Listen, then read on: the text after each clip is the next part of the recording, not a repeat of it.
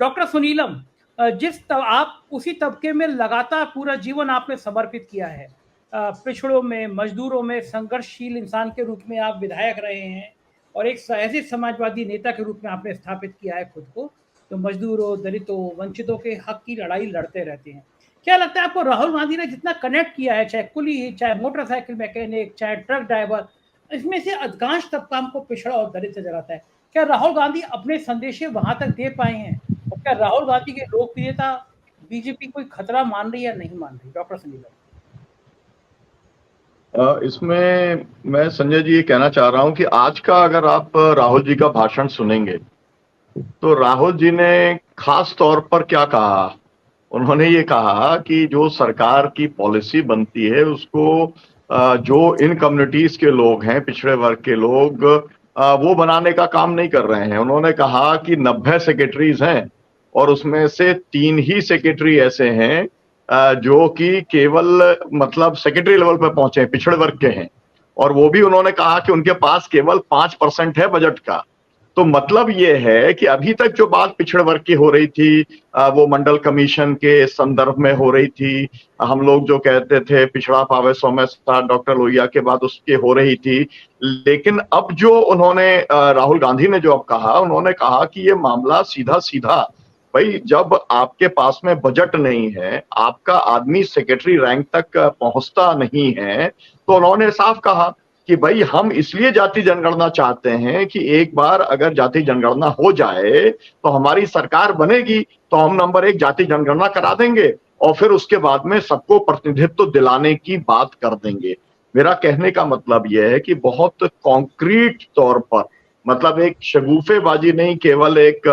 मांग के तौर पर नहीं, अपना खुद का भी कमिटमेंट देने का काम उन्होंने बिलासपुर की रैली के अंदर बहुत स्पष्ट तौर पे किया। और दूसरी बात, उन्होंने ये भी बात कहा कि भाई जब मैं रिमोट जब मैं दबाता हूं तो जो पैसा है वो आवासहीनों के पास में जाता है, और जब मोदी जी जो है वो रिमोट दबाते हैं तो वो पैसा अडानी अंबानी के पास में जाता है। और ये मतलब बहुत एक तरीके से बहुत महत्वपूर्ण बात है कि भाई आप आखिरकार सरकार जो है वो किसी की अगर बनती है तो वो क्या काम करती है। और उन्होंने जो रिमोट को लोगों को बताया कि भाई ये रिमोट है, और उन्होंने कहा कि अगर आप ये हमको दोगे, हमारी सरकार आप बनाओगे, तो हम जो है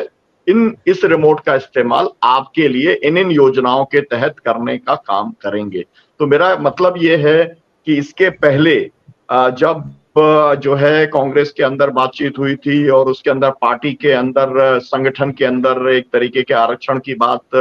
जब तय हुई थी, वो एक कॉन्क्रीट बात थी। अब ये जो बात है जो सीधे सीधे बजट के साथ जुड़ रही है और जो पिछड़े वर्गों को जाति जनगणना के साथ जोड़ने का काम कर रही है, तो एक क्लियर कट जो कमिटमेंट दिखाया है। और मैं ये कहना चाहता हूं कि ये महत्वपूर्ण बात है। ये महत्वपूर्ण बात इसलिए है कि इंडिया गठबंधन जो है उसकी जो मूल धुरी है वो धुरी सामाजिक न्याय है, उसकी धुरी जाति जनगणना है। तो वो खुल करके, बढ़ चढ़ करके जब उसके ऊपर वो बात करते हैं तो वो अपना कमिटमेंट ये भी दिखाने का काम करते हैं कि जो एक इंडिया का जो गठबंधन बना है उस गठबंधन की जो पूरी लाइन है, उस लाइन के साथ भी कांग्रेस पार्टी खड़ी है या राहुल गांधी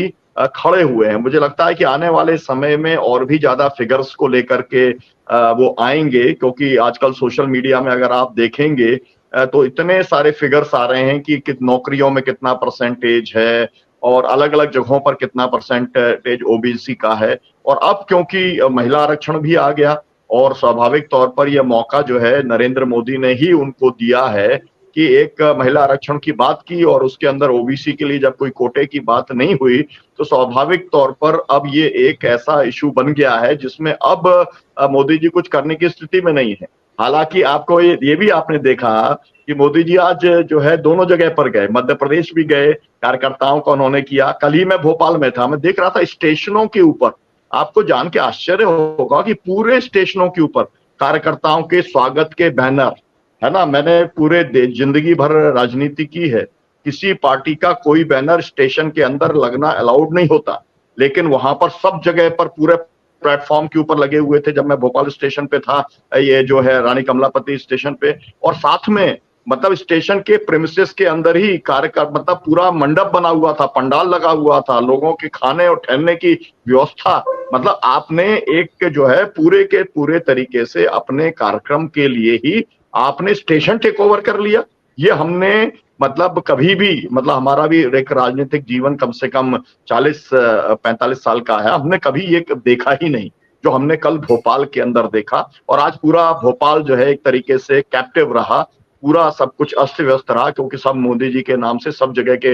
रास्ते बंद कर दिए गए थे। और वहां पर उन्होंने क्या किया, वहां पर भी और राजस्थान के अंदर भी वो महिलाओं को लेकर के, मतलब महिलाओं से स्वागत उन्होंने कराने का काम किया। लेकिन खास बात यह है कि वसुंधरा राजे जो है उनका नाम भी नहीं ले सके, और उनका नाम नहीं लेना था इसलिए किसी का भी नाम लेने का काम उन्होंने नहीं किया। और वहां पर उन्होंने किसके ऊपर अटैक करने का काम किया, वो बस वही सब कहते रहे कि भाई ये सब लोग जो है मतलब एक राष्ट्रद्रोही वाला जो आरोप लगाने का चलता है इंडिया के गठबंधन के ऊपर, वो सब जो पुराने आरोप जो वो पार्लियामेंट में लगाते हैं या विदेश में जाकर के लगाते हैं कि ये लोग जो है आतंकियों को शरणगाह देने वाले लोग हैं, वही सब लगाने का काम किया। और पिछड़े वर्गों को मैं क्या करना चाहता हूं, क्या देना चाहता हूं, इसका कोई भी तो मतलब राहुल गांधी ने बताया कि मेरा एजेंडा के अंदर पिछड़ा वर्ग जो है वो एक प्रायोरिटी है, टॉप मोस्ट प्रायोरिटी है। और वहां पर नरेंद्र मोदी जो हैं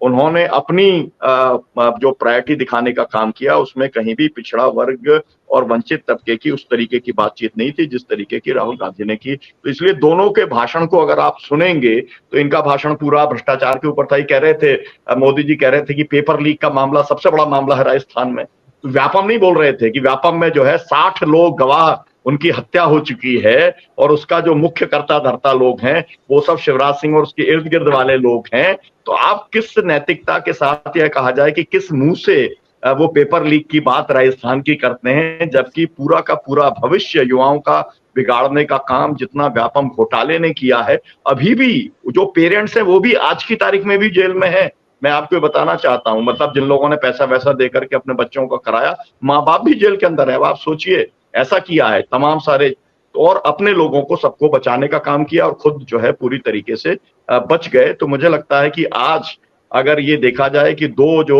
एक कांग्रेस की रैली हुई और एक भारतीय जनता पार्टी की रैली हुई, और दोनों के मुद्दों के अंदर देखें तो राहुल गांधी ने अपना कमिटमेंट जो है वो पिछड़े वर्गों के लिए स्पष्ट तौर पे दिखाया, और पूरे कन्विंसिंग वे के अंदर लोगों को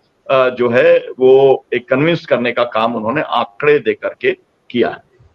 जी बिल्कुल बिल्कुल ठीक बात है।